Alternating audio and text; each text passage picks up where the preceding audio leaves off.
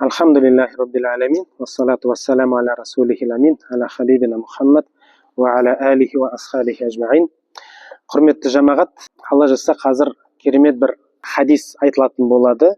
Бұл хадисті имам Насреддин Албани өзінің хукмы тарики сала, яғни намаз тастаған адамның үкімі деген кітабында жазған.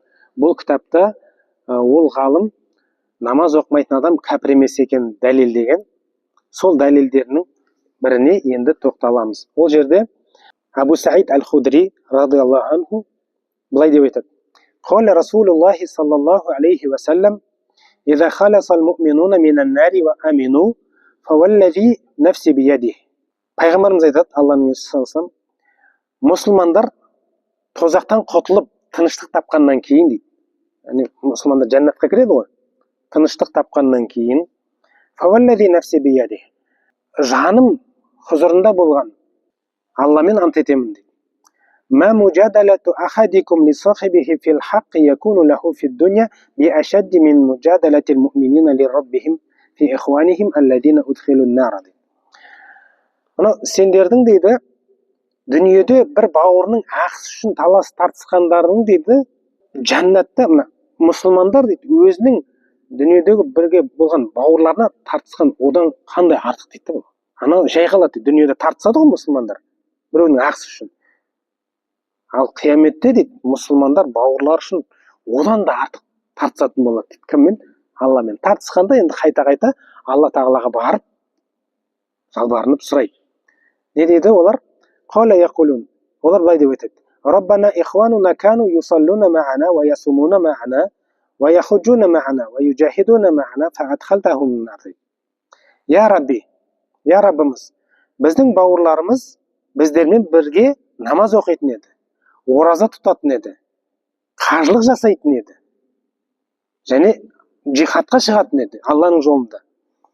Фаадхалтахум нар, сен оларды тозаққа кіргіздің дейді. Бізбен бірге намаз оқыған еді, ораза тұтып жүрген еді, джихадқа да қатысқан еді, бірақ сен оларды тозаққа кіргіздің дейді. Қала фаяқул, Алла айтады: Изхабу фаахриджу мен арафтум минхум дейді. Алла, барыңдарды, танитындарыңды шығарыңдар деп айтады тозақтан. Фаятунахум фаяарифунахум бисуарихим. Олар барады да оларды таниды дейді. Ла таъкулун нару суарахум. Яғни олардың беттерін, жүздерін от алмаған болады. Тозақта оларды көріп, не істейді? Лам тахшал ваши, яғни жүздері күймеген, отқа жанбаған. Фаминхум мен ахазатху нару иля ансафи сақайхи дейді. Араларында біреулері балтырының ортасына дейін отта оранып барады дейді. Ва минхум мен ахазатху иля ка'байхи, біреулер тобығына дейін жанып барады дейді. Фаюхриджуна минха башаран касира. Олар ол жерден көптеген адамдарды шығарады дейді. Жаңа мұсылмандар бар ғой, солар көптеген адамды шығарады. Фаяқулуна раббана қад ахраджна мен амартана. Алланың алдына хұзырына келіп айтады: Я Алла тағала, біз сен әмір еткендерді шығардық дейді. Сен кімді шығар деп әмір еттің, біз соларды шығардық дейді. Қала сумма яудуна фаятакалламуна фаяқул дейді. Ахриджу мен кана фи қалбихи мисқалу динари минал иман дейді. Алла былай дейді: барыңдарды, жүрегінде динардай иманы болған адамдар шығарыңдар дейді. Динардай иманы бар адамдарды шығарыңдар дейді. Жүрегінде динар бардай иман болса болды, шығарыңдар дейді. Фаюхриджуна халқан касира. Ол жерден көп адамдар шығарады дейді. Сумма яқулуна раббана, я Раббымыз, лам назар фиха ахадан миман амартана. Сен әмір еткендердің ешқайсысын ол жерде қалдырмады дейді. Бәрін шығардық дейді. Сумма яқул ирджиу фаман кана фи қалбихи вазну нисфи динар фаахриджуху фаюхриджуна халқан касира. Алла былай деп айтады: қайтыңдарды, жүрегінде динардың жартысында иманы бар адамдар шығарыңдар дейді. Жүрегінде динардың жартысында иманы бар адамдарды шығарыңдар дейді. Олар не істейді? Барып көптеген адамдарды ол жерден шығарады дейді. Thumma yaquluna rabbana lam nazar fiha mimman amartana. Я Алла тағала ол жерде біз сен әмір еткендердің бәрін шығардық дейді, ешкімді қалдырмай. Хатта яқул ахриджу ман кана фи қалбихи мисқалу зарратин фаюхриджуна халқан касира. Тіпті Алла тағала не деп айтады? Ол жерден, яғни тозақтан жүрегінде мисқалдай дейді, шаңның түйіріндей, былайша айтқанда иманы бар адамдарды шығарыңдар дейді. Қала Абу Саид, яғни Ал-Худри осы хадисті риуаят етіп отқан адам айтады. Фаман лам юсаддиқ би хазал хадиси фальяқра хазихил ая. Кім-де-кім осы жағдайға сенбейтін болса дейді, айтылып тұрған нәрсеге, онда Алла тағаланың мына аятын оқысын дейді. Астағиз билла, инна Аллаха ла язлиму мисқала зарратин ва ин таку хасанатан юдаифха ва юъти мин ладунху ажран азима дейді. Ақиқатында Алла тағала мисқалдай зұлымдық қылмайды дейді. Егер де бір жақсылық болатын болса, Алла тағала оны еселейді және өзінің тарапынан зор сыйлық сауап береді дейді. Қала фаяқулуна раббана қад ахраджна ман амартана. Адамдар тағы айтады, я Алла тағала, сен әмір еткен адамдарды біз шығардық дейді. Фалам ябқа финнари ахадун фихи хайр. Тозақта жақсылығы бар бір адам қалмады дейді. Тозақта жақсылығы бар бірде-бір адам қалмады дейді. Қала сумма яқулулла. Кейін Алла айтады дейді. Шафаатил малайка. Періштелер шапағат етті. Ва шафаатил анбия. Пайғамбарлар шапағат етті. Ва шафаал муъминун. Муминдер, яғни мұсылмандар шапағат етті дейді. Ва бақия архамур рахимин. Енді кім қалды? Рахымдылардың рахымдысы қалды дейді. Яғни Алланың өзі қалды. Қала фаяқбиду қабдатан минен нар. Ау қала қабдатайни. Насан лам яъмалу лиллахи хайран қат дейді. Солай айтады да, Алла тағала тозақтан бір топ немесе екі топ Алла үшін бірде-бір жақсылық жасамаған адамдарды алып шығады дейді. Тозақтан Алла үшін бірде-бір жақсылық жасамаған адамдарды алып шығады дейді. Алла үшін тіршілікте жүрген кезде бірде-бір жақсылық жасамаған адамдарды Алла тағала алып шығады дейді. Қадихтарақу хатта сару хумама дейді. Олар шоқ пен күлге айналғанша жанып кеткен, күйіп кеткен. Енді алдындағылар мысалға намаз оқитындар болды, олардың жүздері күймеген, біреу тобыққа дейін, біреу балтырына дейін отта болды, біреу тізесіне дейін болды. Бірақ бұл жерде күлге айналып кеткен да, оттан адамдар.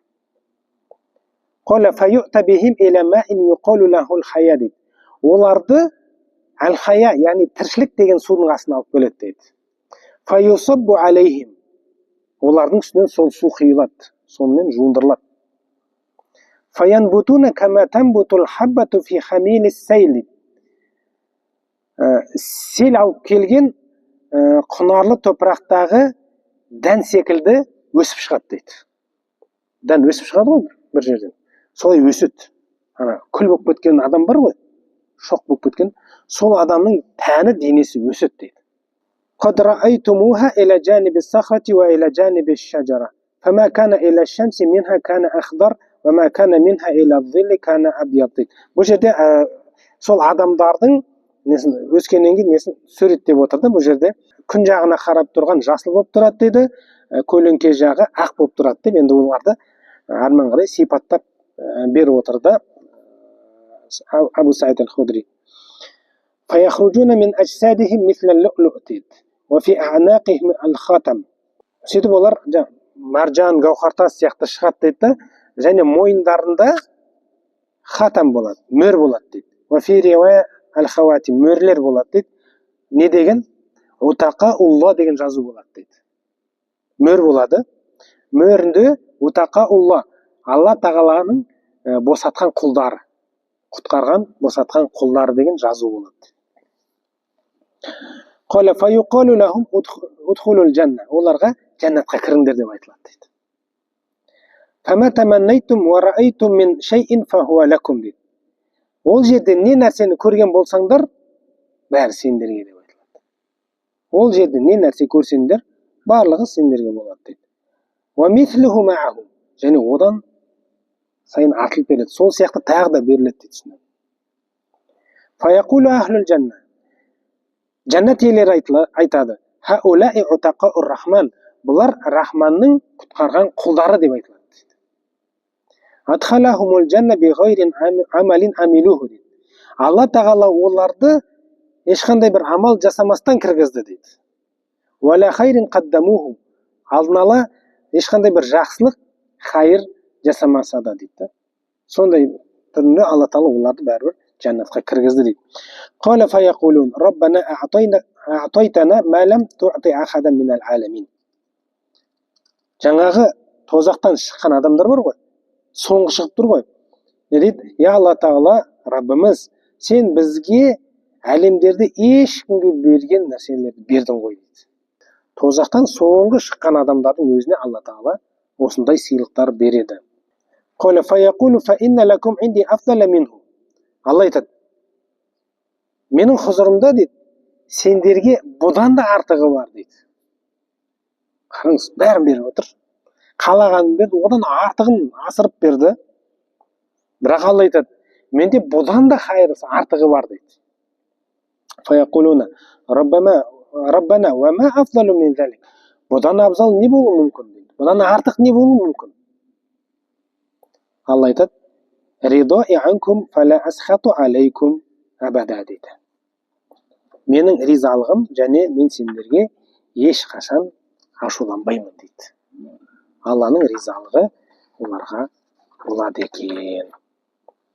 Міне, құрметті жамағат, осындай керемет хадис бар. Бұны Шейх Албани намаз оқымайтын адам кәпір емес екенін дәлел ретінде келтіріп отыр. Біреулер айтады, ол соңында намаз оқығандар болуы жоқ. Намаз оқитындар ол әуел баста мұсылмандар өздері шығарған. Солай ма? Одан кейін жүрегінде динардай бар адамдар шығарған. Динардың жартысындай иманы бар адамдар шығарған. Одан соң жүрегінде шаңның түйірінде иманы болған адамдарды шығарған да. Солай ма? Ал енді Алла тағала тіршілікте, дүниеде жүрген кезде Алла үшін ешбір жақсылық жасамаған адамдарды тозақтан өзі шығарады. Қараңыз. Қандай Алла тағаланың мейірімі? Негізі Алла тағаланың мейірімі, Алла тағала 100 бөліктен жасап қойған. Соның бір бөлігін жер бетіне түсірген. Сол бір бөлігінің арқасында барша жаратылыс бір-біріне мейірімділік танытады дейді. Қалған 99 бөлігі ертең қияметте көрінеді. Міне сол мейірімінің бір көрінісі осы.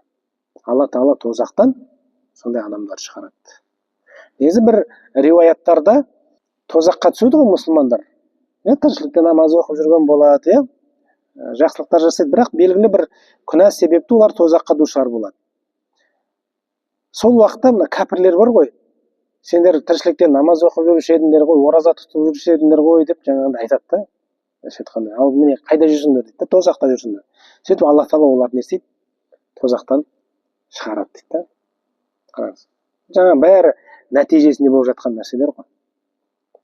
Қараңыз, қандай керемет Алланың мейірімі. Алла тағала баршамызды тозақ отынан бір сәттен болса да сақтасын, бәрімізге жәннатынан орын берсін. Алла разы болсын. Субханакаллахумма бихамдик, нашһаду ан ла илаха илля ант, настағфирука ва натубу илейк.